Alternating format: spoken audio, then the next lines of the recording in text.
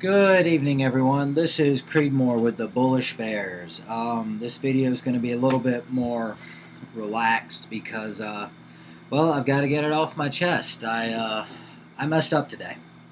I've been debating it back and forth in my head, and I broke one of my rules. For the ones that were in the chat room, you heard me say about my buy and sell on JagX, and it was completely unplanned. Nothing was put together for the trade. I just messed up. My hotkey for TOS for buy is Shift Alpha, and somehow I managed to think that I was typing in the chat room, and I was actually still clicked over on TOS. And what happened? I ended up buying 500 shares of JagX at $2.18 roughly, and yeah, just out of nowhere. And ironically, I was actually talking about good risk management during that. I messed up. I just want to go over what happened, what the mindset was, what really caused me to mess up, and yeah. So let's hop over there to the chart. So as you can see right here, this is JagX. Now let me go over here to the monitor tab. On this account here, it was the only trade I placed on this account, and thank God it, everything went out smoothly. So as you can see right here, at 105, 1300, I bought 442 and 58, 500 shares of JagX at 219.35 on the big, and 218 for the 58 shares to fill the order. It was all bought on a hotkey order. I was sitting there, I was yammering, I was complacent, and then out of nowhere, boom, I end up buying 500 shares, a little bit over $1,000 worth of JagX on an unplanned trade. That can, depending on who you are, that could have been well over, 50, 100, 200% of your account, whatever. Well, I guess not 200% unless you're on margin. Or no, you wouldn't even be on margin at that. Anyhow, yeah. My head is still a little bit, shocked that after how much I always tell people to make sure you're focusing, make sure you're doing this, I end up not being focused, and I end up getting a really hardcore reality check. Well, like I said, at 103, 105 is when I bought it. So let's hop over here to the screen. So at 105, so I was in this candle right here, roughly. Let's zoom in just a hair. So 105, this candle right there. That was me right there. And I mean, right after that, you have a doji candle here, and thankfully it went up and I was able to get out. I ended up selling at I did a sell at ask, and I got out at around the 222 range, and you can see here by the P&L, made $14, and my commissions are only $10 for the in and out, $4.95 each.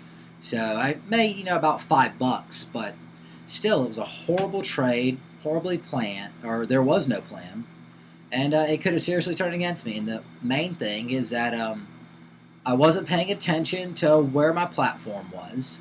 I had auto send still on from my when I was trading on my other account. On TOS, I actually trade two accounts. So, but yeah. I should have been paying attention. I should not have been yammering. I tell everyone all the time, stay focused. Know what you're doing. Know what you're doing at all times. Well, today, peeps, I broke that rule. If you remember a few weeks ago, I broke my rule on NBEV. I ended up trading without a stop loss. Now, thankfully on this, I actually had a stop loss. You can see here, I have OCO orders. And, yeah. Right here, where the stop of 5 cent on there, and then or no, is that the 15? Yeah, I had a 30-15, so a 2-to-1. So yeah, anything below that 15 cent of initial, I would have I would have gotten out at. But yeah, it was just, it was a mind blower. I just cannot believe I did something like that. But it just goes to show you that I'm not invincible.